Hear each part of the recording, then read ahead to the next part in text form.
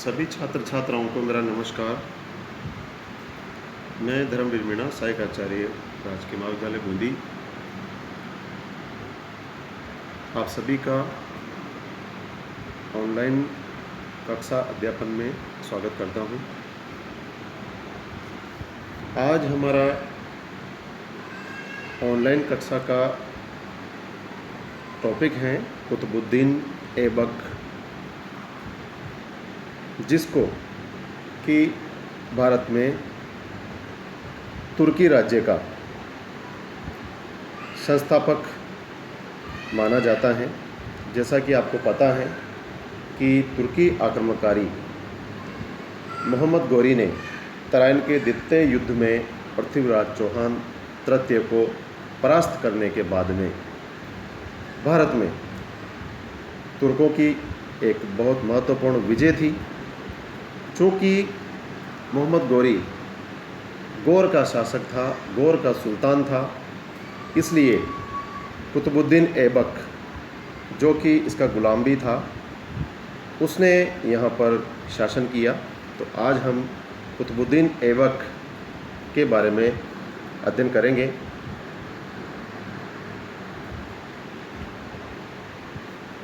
(1206 ईस्वी से 1290 ईस्वी के मध्य में दिल्ली सल्तनत के सुल्तान गुलाम वंश के सुल्तानों के नाम से विख्यात हुए। यद्यपि वे एक वंश के नहीं थे, वे सभी सुल्तान तुर्क थे तथा उनके वंश अलग अलग थे। कुतुबुद्दीन ऐबक ने कुतबी, इल्तुतमिश ने शमसी और बलबनी राजवंश की स्थापना की थी। और इस प्रकार दिल्ली में इस समय में एक ने नहीं बल्कि 3 राजवंशों ने राज्य किया था।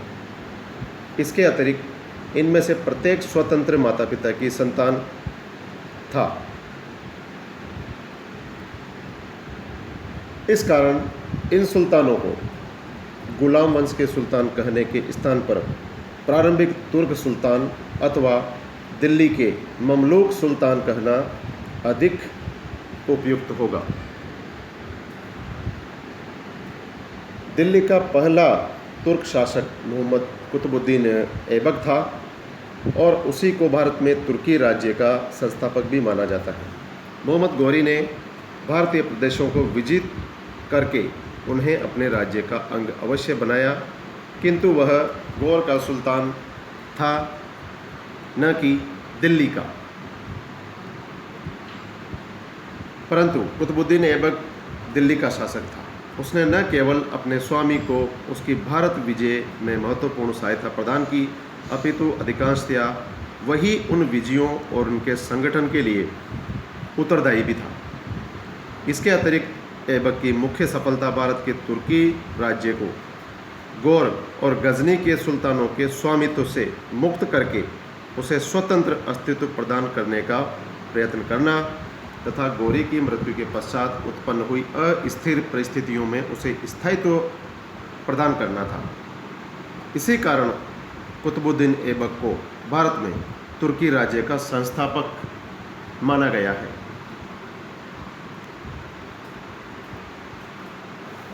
कुतुबुद्दीन ऐबक के प्रारंभिक जीवन के बारे में अगर हम बात करना चाहें तो जैसा कि आप सभी को विदित है कि ऐबक तुर्क मुसलमान था और उसके माता पिता तुर्किस्तान के निवासी थे। बचपन में निशापुर के काजी फ़खरुद्दीन अब्दुल अजीज़ कूफ़ी ने उसे एक दास के रूप में खरीदा। तुर्कों में अपने गुलामों को योग्य बनाने की परंपरा थी। अनेक व्यक्ति अपने गुलामों को साहित्य, कला और सैनिक शिक्षा प्रदान करते थे। अनेक गुलामों को राज्य की उत्तम सेवा करने के योग्य बनाया जाता था और अनेक गुलाम सुल्तानों की सेवा करने के योग्य बनाए जाते थे, जिससे उनका अधिक से अधिक मूल्य प्राप्त हो सके। इस कारण उस समय में तुर्क सुल्तानों ने के अनेक गुलाम बहुत योग्य होते थे और वे राज्य सेवा में श्रेष्ठतम पद प्राप्त कर लेते थे। इल्तुतमिश को कुतुबुद्दीन ऐबक ने 1197 ईस्वी में अनिहिलवाड़ के युद्ध के पश्चात खरीदा और वही इल्तुतमिश ऐबक का दामाद और दिल्ली का बाद में सुल्तान बना। इसी प्रकार बहाउद्दीन बलबन को इल्तुतमिश ने 1232 ईस्वी में खरीदा और उसी बलबन ने इल्तुतमिश की एक पुत्री से विवाह किया। सुल्तान नसरुद्दीन महमूद से अपनी पुत्री का विवाह किया और अंत में स्वयं दिल्ली का सुल्तान बना। इसी प्रकार मोहम्मद गोरी के योग्यतम सूबेदार कुतुबुद्दीन ऐबक, ताजुद्दीन यल्दौज और नासिरुद्दीन कुबाचा उसके गुलाम थे। किसके गुलाम थे? मोहम्मद गोरी के। निशापुर के काजी ने ऐबक को सभी प्रकार की शिक्षा प्रदान की थी। काजी की मृत्यु के पश्चात उसके पुत्रों ने ऐबक को बेच दिया और अंत में मोहम्मद गोरी ने उसे खरीदा। अपनी योग्यता के कारण ऐबक अपने स्वामी की दृष्टि में उठ गया और ऐबक ने धीरे धीरे अपनी योग्यता के कारण अमीर ए आखूर, अर्थात इसका मतलब होता है अश्वशाला का अध्यक्ष, क्योंकि अश्व अर्थात घोड़े प्राचीन समय में युद्धों में अपनी सबसे महत्वपूर्ण भूमिका निभाते थे। तो यह एक तरीके से बहुत महत्वपूर्ण पद था जिसे अध्यक्ष बनाया गया अश्वशाला का, और अमीर ए आखूर के पद को उसने प्राप्त किया, जो उस समय बहुत सम्मानित पद माना जाता था। तराइन के द्वितीय युद्ध के पश्चात 1192 ईस्वी में गौरी ने ऐबक को अपने मुख्य भारतीय प्रदेशों का सूबेदार नियुक्त किया। इस प्रकार मोहम्मद गोरी की मृत्यु के अवसर पर कुतुबुद्दीन ऐबक गोरी के दिल्ली, लाहौर और उसके अधीन भारतीय प्रदेशों का सूबेदार था। मोहम्मद गोरी के समय में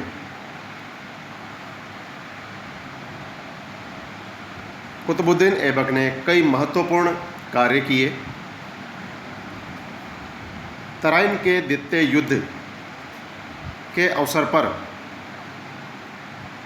वह गोरी के साथ था। दूसरा जो हुआ था पृथ्वीराज चौहान के साथ 1192 ईस्वी में, उस समय भी वह मोहम्मद गोरी के साथ था। गोरी के भारत से वापस चले जाने के पश्चात उसने अजमेर, मेरठ आदि स्थानों के विद्रोहों को दबाया और दिल्ली को अपने अधिकार में किया। 1194 ईस्वी में जब गोरी ने कन्नौज के शासक जयचंद से चंदवार नामक स्थान पर युद्ध किया, तब भी ऐबक उसके साथ था। उसके पश्चात उसने अलीगढ़ को जीता, अजमेर के विद्रोह को भी दबाया, गुजरात की राजधानी अनिहिलवाड़ को लूटा, राजस्थान के कुछ किलों को जीता और बुंदेलखंड के राजा परमार्दी देव को परास्त करके कालिंजर, महोबा और खजुराहो पर उसने अधिकार किया। इस प्रकार से ऐबक ने अपने स्वामी मोहम्मद गोरी को न केवल भारत के प्रदेशों को जीतने में सहायता दी, बल्कि समय समय पर उसकी अनुपस्थिति में भी विजित प्रदेशों को तुर्कों के आधिपत्य में रखा और राज्य विस्तार किया। तो इस प्रकार से कुतुबुद्दीन ऐबक ने गोरी के सहायक के रूप में अपनी महत्वपूर्ण भूमिका निभाई। गोरी की उपस्थिति में भी और गोरी की अनुपस्थिति में भी उसने राज्य विस्तार के लिए अपने स्वामी के लिए एक बहुत महत्वपूर्ण कार्य किए। इसके बाद अगर हम गोरी के एक शासक के रूप में बात करें कुतुबुद्दीन ऐबक की, 1206 ईस्वी में मोहम्मद गोरी का वध कर दिया गया और उसके कोई पुत्र नहीं था, क्योंकि उसकी मृत्यु अचानक हुई थी। इस कारण उसे अपने साम्राज्य की एकता को बनाए रखने के लिए अपने उत्तराधिकारी को नियुक्त करने अथवा कोई अन्य व्यवस्था करने का अवसर ही नहीं मिल सका था। मोहम्मद गोरी की मृत्यु की सूचना पाकर लाहौर के नागरिकों ने कुतुबुद्दीन ऐबक को लाहौर आकर शासन सत्ता अपने हाथों में लेने के लिए आमंत्रित किया। ऐबक ने लाहौर पहुंचकर शासन सत्ता अपने हाथों में ली।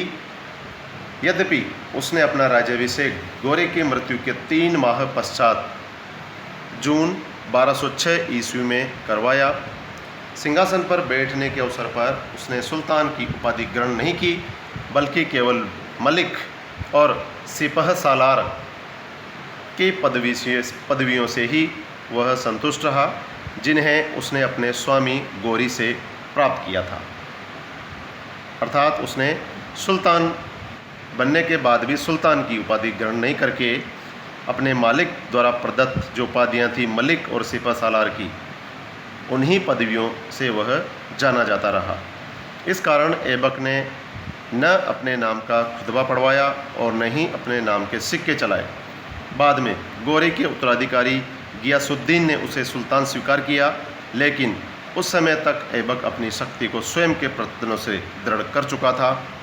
इसी प्रकार ऐबक को नियम पूर्वक अपनी दासता से मुक्ति भी 1208 ईस्वी में प्राप्त हुई, क्योंकि गोरी ने अपनी मृत्यु के समय तक अपने किसी भी दास को दासता से मुक्त नहीं किया था।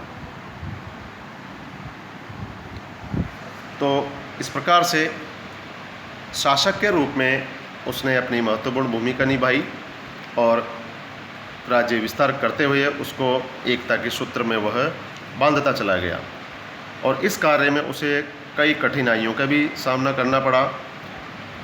सिंहासन पर बैठने के अवसर पर कुतुबुद्दीन ऐबक अत्यधिक कठिनाइयों से घिरा हुआ था। वह अपने सभी सरदारों से वफादारी की आशा नहीं करता था, बल्कि उनकी ईर्ष्या एवं व्यक्तिगत आकांक्षाएं उसके और नव स्थापित तुर्की राज्य के लिए घातक सिद्ध हो सकती थी।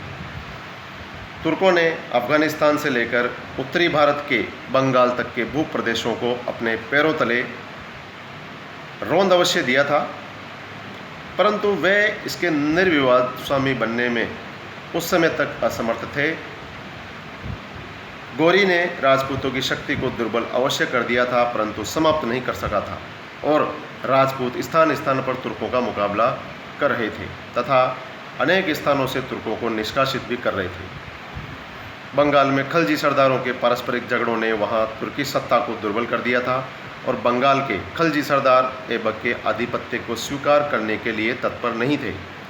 वास्तव में ऐबक का आधिपत्य सिंध, पंजाब, दिल्ली और दोआब तक सीमित था, और वहाँ पर भी राजपूत उसकी सत्ता का विरोध कर रहे थे।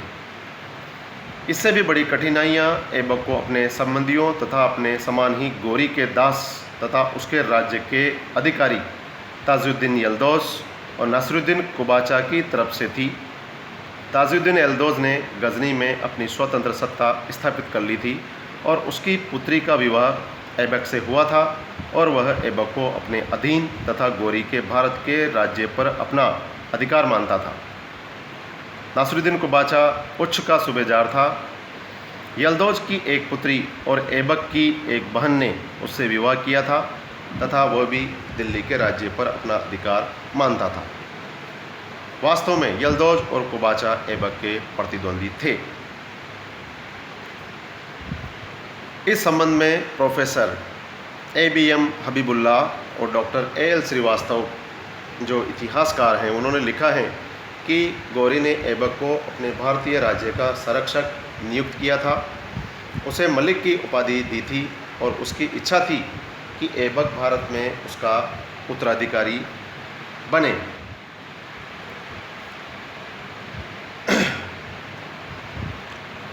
ऐबक की एक मुख्य कठिनाई भारत के राज्य को मध्य एशिया की राजनीति से पृथक करना भी था।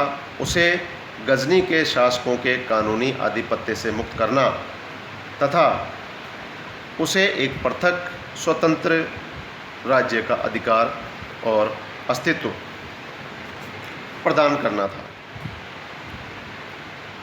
उसने अपने कौशल और कूटनीति से कार्य किए। उसने अनेक तुर्की सरदारों को अपनी अधीनता स्वीकार करने के लिए मना लिया। संभवतया इसी कारण उसे सिंहासन पर बैठने में कुछ समय लगा। अपनी स्थिति को दृढ़ करने के आशय से ही उसने अपनी पुत्री का विवाह इल्तुतमिश से और अपनी बहन का विवाह नासिरुद्दीन कुबाचा से किया, और वैवाहिक संबंधों के द्वारा उसने उनको अपने पक्ष में किया। संभवतया कुबाचा ने उसे दिल्ली का सुल्तान स्वीकार कर लिया, परंतु यल्दौज की तरफ से खतरा ही रहा। इस कारण ऐबक सर्वदा लाहौर में रहा। उसे दिल्ली में रहने का अवसर कभी भी नहीं मिल सका। आगे अगर हम ऐबक के मूल्यांकन की अगर हम बात करें तो जैसा कि पूर्व में भी हमने बताया है कि ऐबक को भारत में तुर्की राज्य का संस्थापक माना गया है। मोहम्मद गौरी की भारत विजय में ऐबक उसका सबसे बड़ा सहायक था।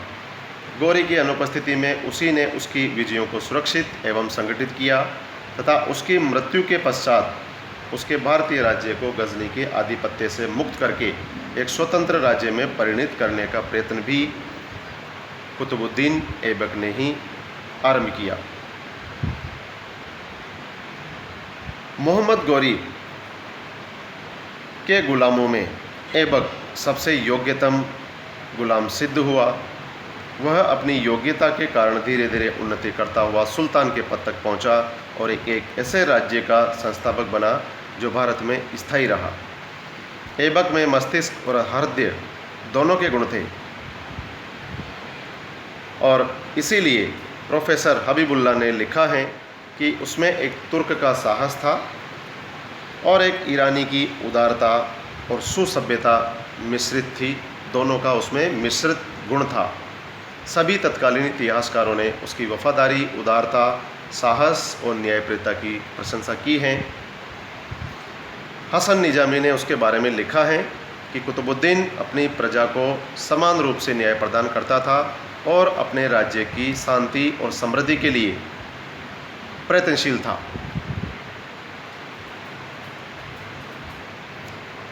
ऐबक में व्यवहारिक बुद्धि भी थी, साथ ही उसमें कूटनीतिज्ञता का अब भी अभाव नहीं था। वह यह समझ सका था कि उसकी प्रथम आवश्यकता भारत के तुर्की राज्य को मध्य एशिया की राजनीति से पृथक रखना और उसे गजनी के आधिपत्य से मुक्त करना था। उसने इसी दिशा में प्रयत्न किए और भारत में राज्य विस्तार की ओर ध्यान नहीं दिया। वह यह भी समझता था कि भारत में तुर्की सरदारों को अपनी अधीनता में लेना आवश्यक था, अन्यथा भारत का तुर्की राज्य छोटी छोटी जागीरों में विभाजित हो जाएगा। और इस कार्य में वह अपनी दूरदर्शिता की वजह से सफल भी रहा। ऐबक की सबसे बड़ी योग्यता उसका एक कर्मठ सैनिक और योग्य सेनापति होना था। वह एक साहसी और अनुभवी सेनापति था। मोहम्मद गौरी की भारत विजयों का अधिकांश श्रेय उसी को जाता है। प्रोफेसर हबीबुल्लाह ने इस बारे में लिखा है कि इस पर अधिक बल देने की आवश्यकता नहीं है कि मुइजुद्दीन की भारत की सफलताओं का मुख्य श्रेय ऐबक के अधिक परिश्रम और वफादार सेवा को था, क्योंकि मुइजुद्दीन ने केवल प्रेरणा शक्ति प्रदान की थी, जबकि ऐबक दिल्ली राज्य की विस्तृत योजनाओं और उसके निर्माण के लिए उत्तरदायी था। तो यह बहुत महत्वपूर्ण कथन है कुतुबुद्दीन ऐबक के बारे में। इस प्रकार से ऐबक एक योग्य सेनापति, एक व्यवहारिक शासक और एक उदार व्यक्ति था और वह भारत में तुर्की राज्य का संस्थापक माना गया है। परंतु ऐबक में इन्हीं सफलताओं में के कारण और अपनी योग्यता के दम पर उसने भारत में तुर्की राज्य की स्थापना की। तो इस प्रकार से आज के इस ई व्याख्यान में हमने कुतुबुद्दीन ऐबक, जो कि मोहम्मद गौरी का एक दास था, एक गुलाम था, और उसमें भारत में तुर्की सत्ता की उसने स्थापना की और गौर के शासन से इसको मुक्त कराकर भारत में एक अलग शासन सत्ता की उसने स्थायी सत्ता का प्रारंभ किया। धन्यवाद।